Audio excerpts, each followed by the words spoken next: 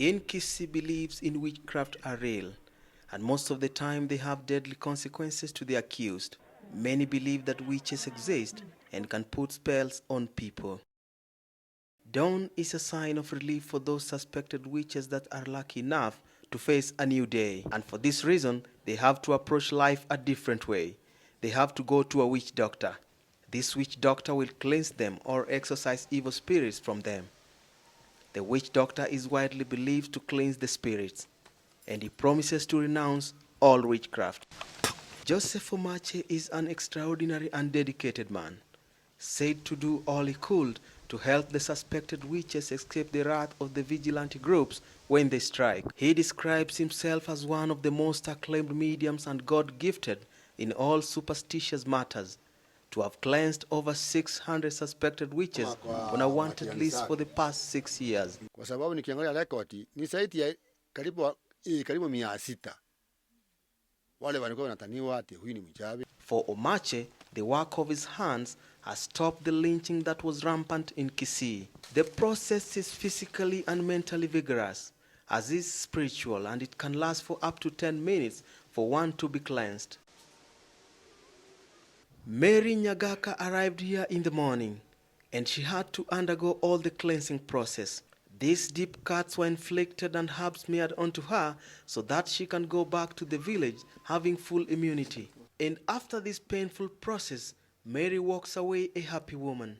Omache says cleansing is achieved by breaking cycles of witch hunters and removing bad blood between the villagers and the suspected witches. Sasa siku hizi hakuna mtu anasema ati mtu anagusa nyumba yake ama mtu anakimbia usiku. Wamewacha kwa sababu wengi wao nimepatia madawa. And whether the accusation is true or false, you must undergo the superstitious cleansing.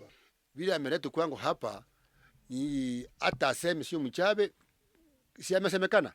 Lazima umwambie sasa kunywa tagu waende uchisimu. Onundu Moseti arrived here very early, and he waited for his turn. And after the service, this is what he had to say. Uchawi yote itatoka sasa, nimeshaamini. Another suspect is Francis Ondachore. He was brought here by his younger brother. Ondachore denies being a witch and said that most of the people targeted are very old but have big parcels of land. Wase wagongo wanataka wachomwe kwa maana hii watu wengine wanapeleka samba yake. Others who do not trust the witch doctor go to a pastor.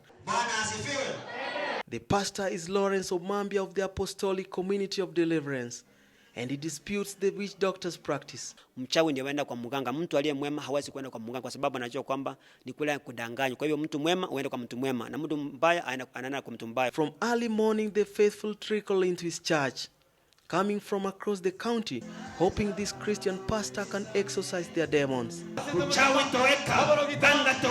Omambia, whose church is about 400 meters from the witch doctor's place, noted that blind loyalty makes villagers to go to the witch doctors in order to hide evil deeds. Katika kijiji pia tuna waganga ambao kwangu ni kudanganya watu. Kwa sababu mchawi ameenda kwake. Tena mwenye ameenda kwake mganga ni mchawi. Atamsaidiaje aache uchawi? Ila tu ni kufanya ile kazi iendelee na ni kama kuwapatia irisi ya kuwalinda wasirowe ama wasipigwe na watu. Word of the pastor's perceived powers has spread. People from different denominations, suspected to be witches and some who need prayers, send him photographs of themselves or their families to seek help. Tunakemea maroho kama kwa mfano kuna nguvu za kiuchawi, kuna nguvu za kiwanga. A sermon is full of words meant to expel demons from suspected witches, but the content contains core Christian values that give the suspect hope after the prayer. In this church I met Peter Onserio. Onserio says he decided to stop his bad side of life since it's safer in the church than in the village. But what does the community say about all these practices? Muganga na mchawi hao watu wanafanya biashara. Kama umeamua kuamini muganga akusaidie, ataendelea kukudanganya. Mchawi akitaka kuacha uchawi wake lazima aokoke, awe anaomba, apeleke uchawi wake kwa pastor, sichomwe.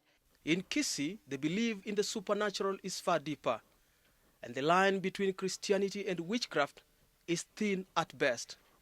However, many suspected witches and night runners who are believed to populate the night can now have the witch doctors and the church as their refuge. Fred Muturi, KTN Kisii.